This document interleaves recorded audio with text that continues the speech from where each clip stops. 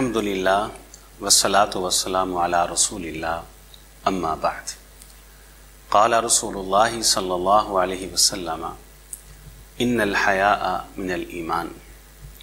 دین اسلام جو کہ حیا کا، شرم کا اور غیرت کا دین تھا، جو ایک مسلمان کو حیا کا، غیرت کا اور شرم کا درس دیتا تھا۔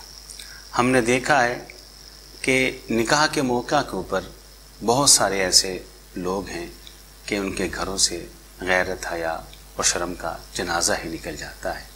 بڑی عجیب کیفیت ہم دیکھتے ہیں کہ جس طرح ہمارے معاشرے کے اندر کوئی انسان نئی گاڑی خریدتا ہے تو اس کی نمائش کرتا ہے، نئی دکان بناتا ہے تو اس کی نمائش کرتا ہے، نیا گھر تعمیر کرتا ہے تو اس کی نمائش کرتا ہے، بالکل اسی طرح نئی نویلی دلہنوں کو بھی ہمارے معاشرے کے اندر نمائش ہونا شروع ہو گئی کہ نئی نویلی دلہن کو بناؤ سنگار کروا کے بٹھا دیا جاتا ہے، ہر زہریلی نگاہ اس دلہن کے چہرے اور وجود کے اوپر پڑ رہی ہوتی ہے۔